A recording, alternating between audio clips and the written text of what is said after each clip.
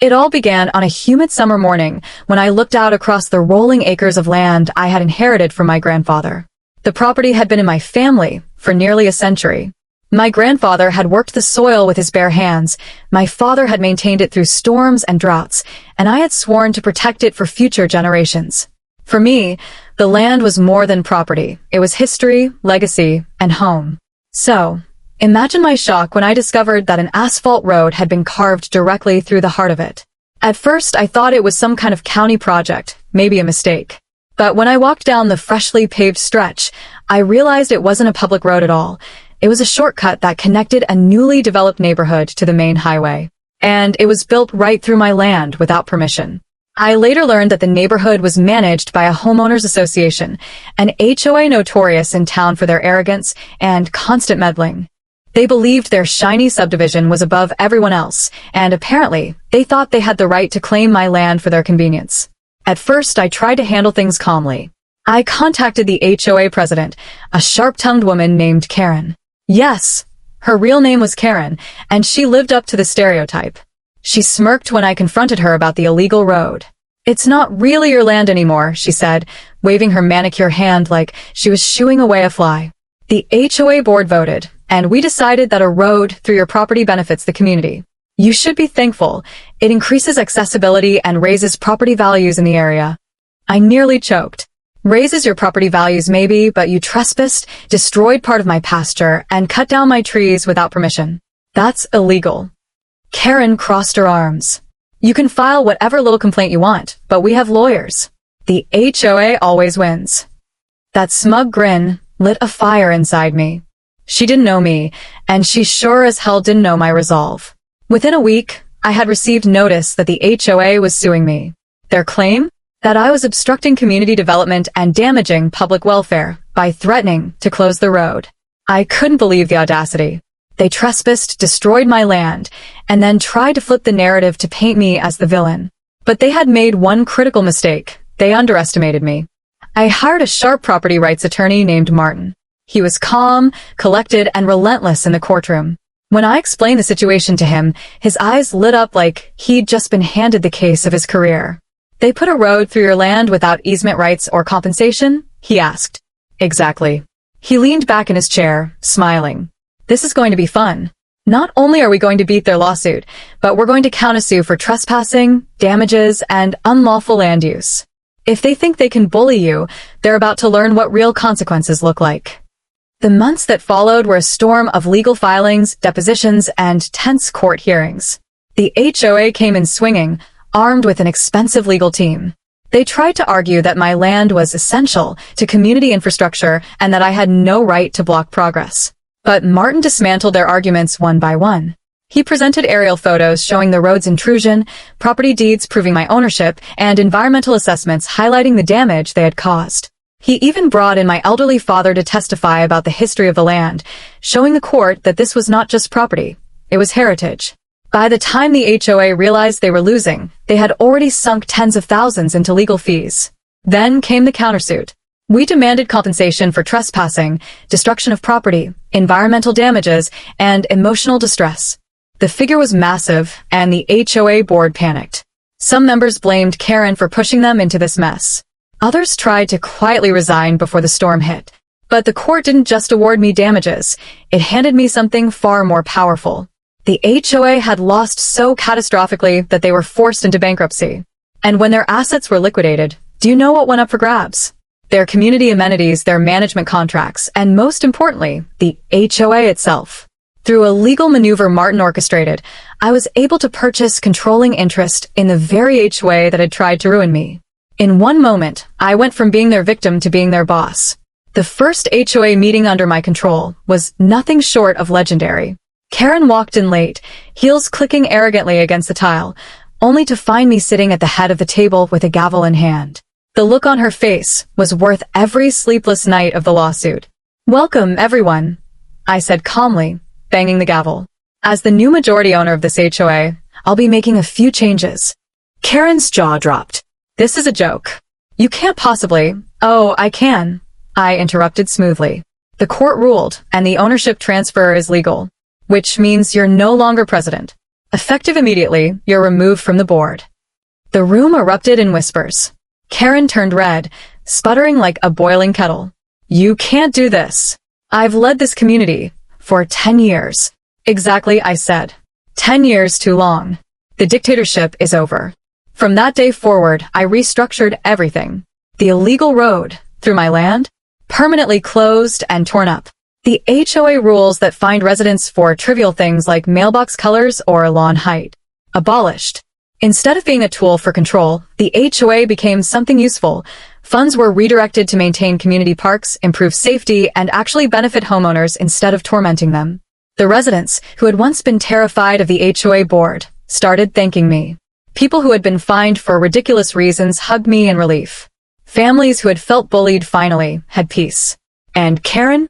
She moved out within a month, too humiliated to stay in a community where she had lost her throne. Looking back, I realized something important. Bullies like that HOA thrive because most people don't fight back. They rely on intimidation, on the assumption that the average person won't have the resources or the courage to challenge them. But when someone finally does stand up, the whole rotten system crumbles. I didn't just protect my land, I exposed their corruption and gave the community back its freedom. And every time I drive past the spot where that illegal road once ran, I can't help but smile. Because now, it's just green pasture again. My land. My legacy. My victory. And as for the HOA? Well, let's just say I run it a whole lot differently than they ever did. I had always lived a quiet life. My farm sat on the edge of town, a few dozen acres passed down from my great-grandmother. It wasn't glamorous, but it was peaceful. I raised chickens, goats, and a few cows, tended to my crops, and enjoyed the wide-open sky every morning with a cup of coffee. But over the last few years, the land around me began to change. Developers moved in, carving up farmland into subdivisions.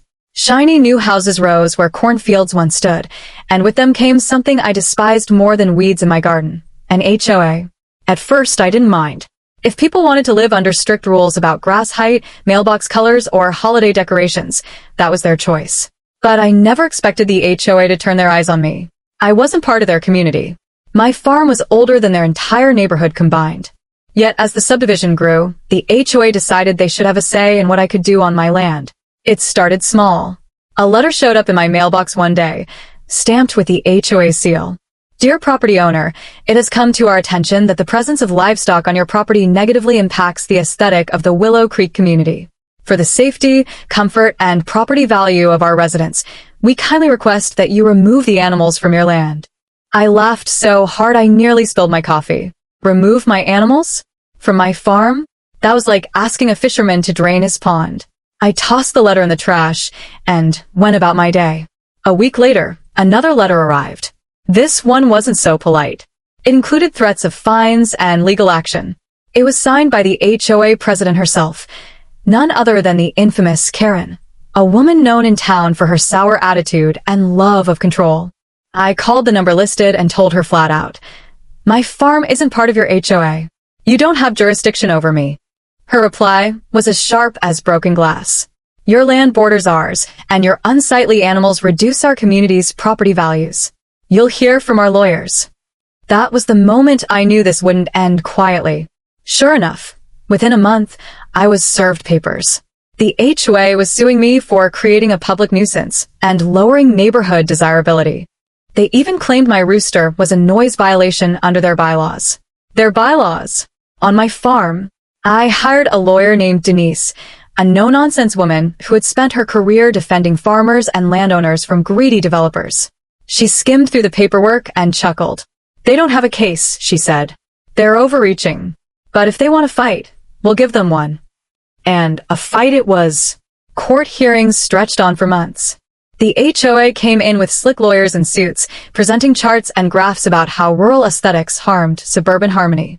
They even brought in a so-called expert who claimed my goats could attract predators that might endanger children. Denise tore their arguments apart piece by piece. She produced land records proving my farm had existed long before the subdivision. She cited agricultural protection laws that shielded farmers from exactly this kind of harassment. She even brought in locals who testified about how my farm provided fresh eggs, milk, and produce to the community. But here's where the story took a wild turn. During discovery, Denise uncovered something shocking. The land the subdivision was built on, every cul-de-sac, every manicured lawn, every overpriced house, had originally been leased from my great-grandmother. When she passed, the rights had transferred to me. The developers had built their neighborhood with a 99-year lease agreement, which meant one thing: technically, I still own the land underneath their HOA. When Denise explained this, I nearly fell out of my chair. "You mean, I'm their landlord?" She grinned. "Exactly. And if they keep pushing, we can terminate their lease for breach of contract. That would put the entire neighborhood in your hands." I couldn't believe it. The HOA thought they could bully me, but they were sitting on land that legally belonged to me. So we countersued. Our claim was simple: harassment, emotional distress, and interference with lawful agricultural practices. And as leverage, Denise filed a notice of potential lease termination. When the HOA board got wind of this, they went into meltdown. Residents flooded their meetings, furious that their homes might be at risk because of the board's arrogance. Some demanded the board resign immediately. Others begged me personally to spare their houses, apologizing for Karen's behavior. But Karen? She doubled down. "This farmer is bluffing," she sneered in court. "He can't possibly evict an entire neighborhood." The judge raised an eyebrow. "Actually, he can." That moment broke the HOA's case like a dry twig. They dropped their lawsuit in a panic, but it was too late. The court not only dismissed their claims, it awarded me damages for their harassment. And because they had wasted community funds on a frivolous lawsuit, many board members were forced to resign in disgrace. As for Karen, she was voted out by furious residents who finally saw through her power games. With the HOA in shambles, the remaining homeowners approached me with an offer. Would I be willing to take control of the HOA myself? At first, I laughed at the idea. Me, running a suburban HOA? But then I realized it was the perfect way to make sure no one like Karen ever abused power again. So I accepted. Under my leadership, the HOA transformed. No more petty fines. No more letters about mailbox colors. Instead, we turned HOA funds into something meaningful: community gardens, shared playgrounds, and neighborhood barbecues. Residents who once feared the board began enjoying their community for the first time. And my farm? It stayed exactly the same: goats, chickens, cows, and all. In fact, many of the same residents who once complained now brought their kids over to feed the animals or buy fresh produce. What had once been unsightly became a beloved part of the neighborhood. Sometimes, when I sit on my porch watching the sunset over the fields, I think about how close I came to losing everything to a power-hungry HOA. But instead, I ended up owning not just my farm, but their future too. The moral was clear: never underestimate a farmer who knows his land, his rights, and his history. Because sometimes, the soil beneath your feet holds more power than any HOA board could imagine. I've lived on the same patch of land my whole life. My family settled here over 120 years ago, back when the town was just a handful of wooden buildings and dirt roads. My great-great-grandfather built the barn that still stands on my property, hammering the beams together by hand, sawing each plank from trees he felled himself. It wasn't just a barn. It was a piece of history, a piece of him, and a piece of every generation that came after. By the time I inherited the property, the barn was old but strong. Its wooden siding had weathered into a gray patina, its roof sagged a little, but it still stood tall against storms, snow, and time.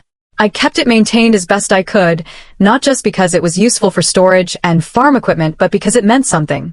Every time I stepped inside, I could smell the sawdust from generations past. But one day, that history came under attack.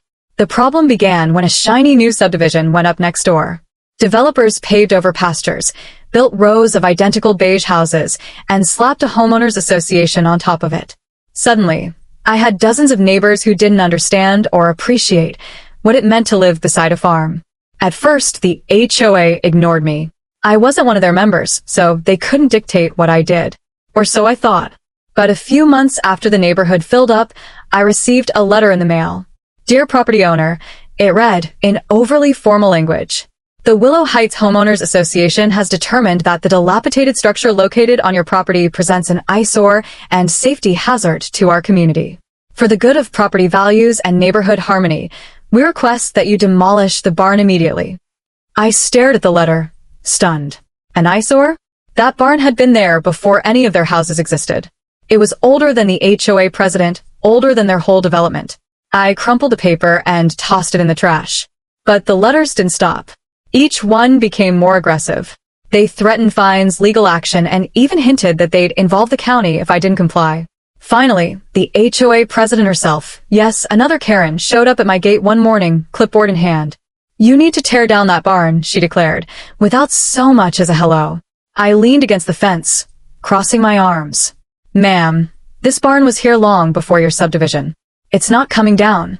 She sniffed. "It lowers property values. Do you think anyone wants to live near a rotting old shed? If you won't take it down, the HOA will take action. Don't make this harder than it has to be." I laughed. "Lady, you don't have the authority. I'm not in your HOA. You don't own me. You don't own this land." She smirked. "We'll see about that." And with that, the war began. 2 weeks later, I was served papers. The HOA was suing me, claiming the barn was a public nuisance. They argued it was unsafe, unsanitary, and an obstruction to community development. They even accused me of harboring vermin. I knew I needed backup, so I hired a lawyer, an old friend named Carl, who specialized in property rights. He came over, walked through the barn, and shook his head with a grin. "They're about to regret this," he said. "Do you realize what you've got here?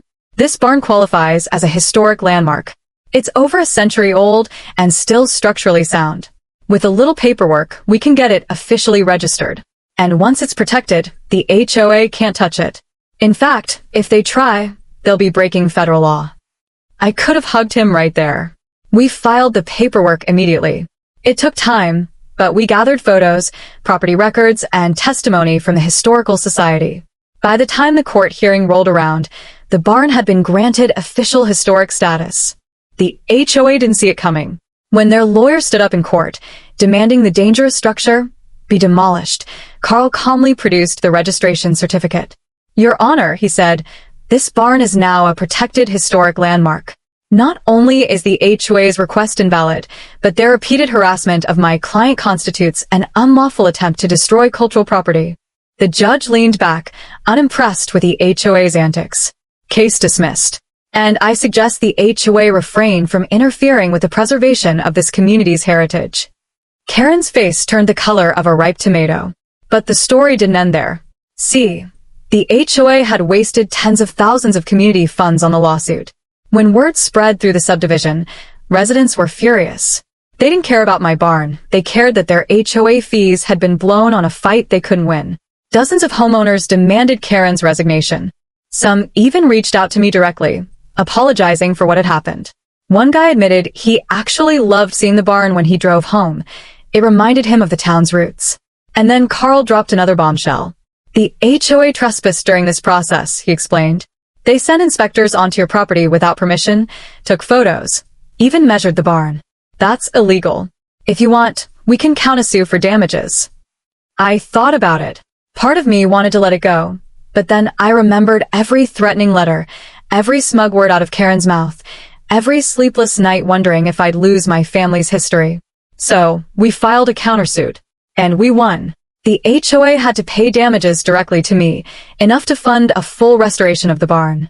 New beams, fresh paint, reinforced foundation, the works. By the time the project was finished, the barn looked better than it had in 80 years.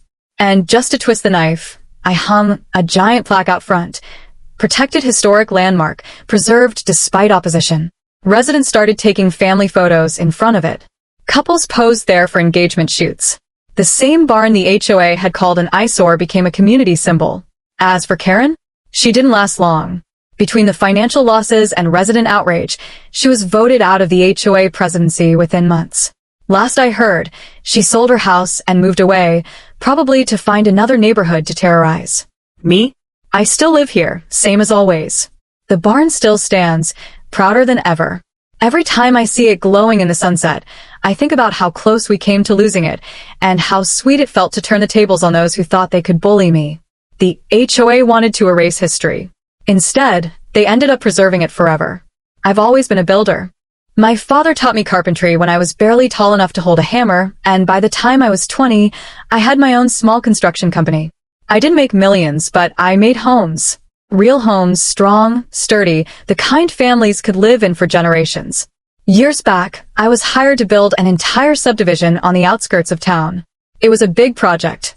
30 houses, each one designed with care.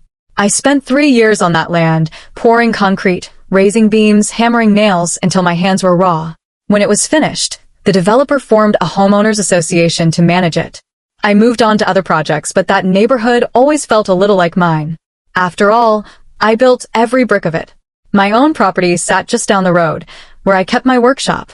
It wasn't glamorous, just a big red building where I stored my tools, lumber, and the odd half-finished project. From the outside, it looked like a barn. From the inside, it was my livelihood. For years, I never had a problem. But that changed when a new HOA president took charge. Her name? You guessed it, Karen. She was sharp-featured, sharp-tongued, and sharp-tempered. Rumor was she'd moved from the city, where she'd been president of 3 different HOAs before. It seemed running people's lives was her favorite hobby. One morning, I found a letter stuffed in my mailbox. Dear property owner, it has come to our attention that your workshop structure is unsightly, loud, and disruptive to the Willow Ridge community. Pursuant to our community bylaws, we demand that you cease all operations within 30 days or face legal consequences. I crumpled the letter and laughed. My workshop wasn't even inside their community. It sat on land that had been in my family for 50 years. I figured it was a mistake, until a week later, a group of HOA board members showed up at my gate. Karen was in the lead, clipboard in hand. This is a violation of community standards, she announced, pointing at my workshop. You can't keep operating a business here. It lowers property values and disturbs our residents. I leaned against the fence, smirking. Ma'am, this land isn't part of your HOA. You don't make the rules here. Her eyes narrowed. Maybe not, but we'll see what the county has to say. Sure enough, within a month, they filed a lawsuit against me. The claims? Noise violations, zoning violations, public nuisance, you name it. They wanted the court to shut down my workshop and fine me heavily. That's when I called up my lawyer, a no-nonsense guy named Jeff. He read the complaint, then looked at me with a grin. Do they have any idea who you are? I don't think so. Well, let's educate them. See, what Karen and her HOA didn't know was this. When I built their subdivision years ago, I didn't just construct the houses. I also negotiated certain rights in the development contract. Specifically, I retained easement rights on the land for access, material storage, and even certain usage allowances. Those rights were still active, and they gave me more power over their neighborhood than the HOA itself. So, while they were busy trying to shut me down, Jeff and I were preparing a countersuit. We claimed harassment, abuse of legal process, and interference with business operations. But the kicker was this. We also filed notice that if they didn't back off, I had the legal right to reclaim easement usage in their subdivision. Meant I could, if I wanted, legally store lumber and heavy equipment in their front yards. The court battle was brutal. The HOA came in with polished lawyers and binders full of complaints from residents. They whined about sawdust, about trucks, about how my workshop ruined the suburban charm. Then Jeff stood up, dropped a thick binder of our own onto the table, and said, Your Honor, my client isn't just a neighbor. He's the builder of every single home in this subdivision. And under the original contract, he retains rights over this land that supersede the HOA's authority. Not only are their claims invalid, but their harassment could result in the dissolution of their HOA entirely. The courtroom went dead silent. Karen's face drained of color. The judge dismissed their case on the spot and set a hearing for our countersuit. Within weeks, the HOA was scrambling. Residents were furious, not at me, but at their board for wasting thousands of dollars in HOA dues on a lawsuit they couldn't possibly win. At the next HOA meeting I decided to attend, I walked into the community center, jeans dusty from the workshop, and took a seat in the back. When Karen saw me, she scowled. This is a private meeting, she snapped. Actually, I said, holding up the easement contract, I still hold rights here, which means I'm allowed. In fact, I could legally park a flatbed full of lumber on Willow Ridge Drive tomorrow morning if I felt like it. Gasps filled the room. Residents turned to glare at Karen. I built these houses, I continued. Every single one of them. And I take pride in that. But your president thought it was smart to come after me, on my own land, over a workshop that doesn't affect her at all. She wasted your money, your time, and your trust. Now you've got a choice. Keep letting her run things into the ground, or put someone in charge who actually cares about this community. The vote wasn't even close. Karen and half the board were thrown out that very night. And then something I never expected happened. The residents asked me to step in. Not as a builder, not as a neighbor, but as the new head of their HOA. At first, I wanted to laugh it off. Me, running an HOA? The same kind of organization I'd fought against? But then I thought about it. Maybe this was my chance to turn things around, to make this HOA into something useful instead of a tool for power-hungry people like Karen. So I agreed. Under my leadership, the HOA changed. No more ridiculous fines about mailbox colors. No more harassment over lawn height. Instead, we used HOA funds for things that mattered, fixing sidewalks, improving playgrounds, hosting community events. I even set up a woodworking workshop for neighborhood kids, teaching them the same skills my father taught me. As for my own workshop, it's still running strong, right down the road. In fact, some of those same residents who once complained now stop by to order custom furniture or get help with home repairs. The place that was once a nuisance has become a community asset. And every time I pass through the subdivision, I can't help but smile. Because I don't just see houses. I see my work, my craft, my history. And now, thanks to a failed attempt at bullying me, I also see a community that finally learned what real leadership looks like. The HOA tried to shut me down. Instead, I ended up running the show. And I'll tell you this. Under my watch, no one in Willow Ridge will ever face another Karen again. I've always been in the construction business. My father owned a small paving company, and I grew up on job sites, watching machines chew up gravel and pour asphalt into smooth, black highways. By the time I was in my 30s, I had taken over the family business and expanded it into one of the biggest construction companies in the county. We built roads, bridges, parking lots, you name it. The funny thing about construction is that most people don't notice it until something goes wrong. They drive on smooth asphalt and don't think about the sweat, the heat, or the crews that made it possible. But I never minded. Building roads gave me pride. It meant I was part of the backbone of the community. So when I bought a piece of land just outside town, I built a house big enough for my family, plus a yard large enough to park my trucks. My crew would sometimes meet at my place before heading to a job site. It wasn't glamorous, just a practical setup for a working man's life. Everything was fine for years, until a subdivision popped up across the road. Shiny new houses, perfect lawns, and of course, the dreaded homeowners association. At first, I thought nothing of it. I wasn't part of their HOA, so they had no say in what I did. But I underestimated how nosy people can get. It started with dirty looks. Whenever one of my dump trucks rolled out in the morning, I'd see neighbors frowning from their driveways. Then came the letters. Dear neighbor, one began, written in the sugary sweet tone only passive-aggressive people can manage. Several residents have complained about the presence of heavy construction vehicles near our community. We respectfully ask that you relocate these unsightly trucks, as they diminish our neighborhood's aesthetic appeal. I laughed and tossed it aside. My trucks were parked on my land. I pay taxes, I own the property, and no HOA could tell me what to do. But then came the second letter. And the third. And finally, a notice stamped with the HOA's seal. Failure to comply will result in legal action. I shook my head. They really didn't know who they were dealing with. The following week, the HOA president herself marched up my driveway. Another Karen, short haircut, designer sunglasses, and a permanent scowl etched into her face. She pointed at my trucks like they were toxic waste. These vehicles are ruining the neighborhood, she snapped. They're loud, they're dirty, and they lower property values. You need to move them immediately. I crossed my arms. Ma'am, this is private property. My property. You don't have jurisdiction here. Her lips curled. We'll see about that. Sure enough, the HOA filed a lawsuit. They claimed my trucks were a public nuisance, that they created environmental hazards, and that I was violating zoning laws. They even had residents sign petitions demanding the court force me to remove them. I wasn't worried. I called my lawyer, a guy named Rick who'd handled plenty of property disputes before. When I explained the situation, he chuckled. They really don't know, do they? Know what? I asked.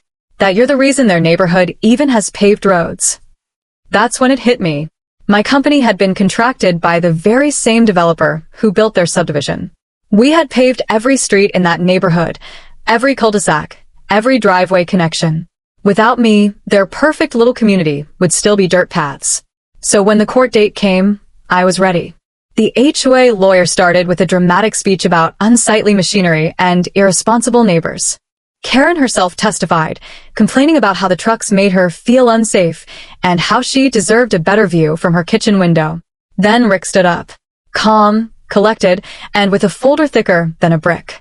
"Your Honor," he began, "my client is not only within his full rights to park his company vehicles on his own land, but he is also the licensed contractor who built and maintains the very roads this HOA relies on daily. Without his work, this neighborhood wouldn't exist in its current form." He handed the judge contracts, invoices, and county records proving my company's involvement. Then came the kicker. These trucks are not a nuisance. They are the reason Willow Pines subdivision has safe, paved roads. And should the HOA continue this harassment, my client is prepared to exercise his right to withhold maintenance and future repairs under the service agreement signed at the time of development. The courtroom went silent. The judge looked over the papers, then at the HOA. "Are you telling me you sued the man responsible for building your roads, while still relying on his services?" Karen stammered, "Well, yes, but—" "Case dismissed," the judge said firmly. "And I strongly suggest the HOA reconsider its treatment of this man." Karen's face turned beet red. But I wasn't finished. The countersuit hit them like a sledgehammer. We sued for harassment, legal fees, and damages to my business reputation. And because the HOA had spent tens of thousands of dollars on their doomed lawsuit, they had no money left to fight back. Within months, they were bankrupt. Their assets went up for grabs, and guess who bought controlling interest? That's right, me. The next HOA meeting was legendary. I walked into the clubhouse, papers in hand, and sat down at the head of the table. Karen stormed in late, only to freeze when she saw me. "What are you doing here?" she hissed. "Running the meeting," I said calmly, as the new majority owner of this HOA. Her jaw dropped. The residents erupted in whispers. "Effective immediately," I announced, banging the gavel. "All petty rules about mailbox colors, lawn lengths, and parked vehicles are abolished. This HOA will focus on actual community improvement, not harassment." The crowd broke into applause. Karen sputtered, trying to protest, but she was quickly drowned out by cheers. Within weeks, she resigned in disgrace and moved away. Under my leadership, the HOA transformed. Instead of fines and threats, we used funds to repair sidewalks, plant trees, and even add a community playground. People who had once feared their own board finally felt free.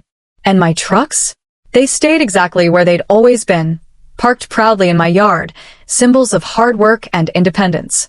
Sometimes I drive down the streets I paved and smile. The HOA tried to take me down, but they forgot one important fact. Without me, they wouldn't even have a neighborhood to fight over. In the end, I didn't just win the battle.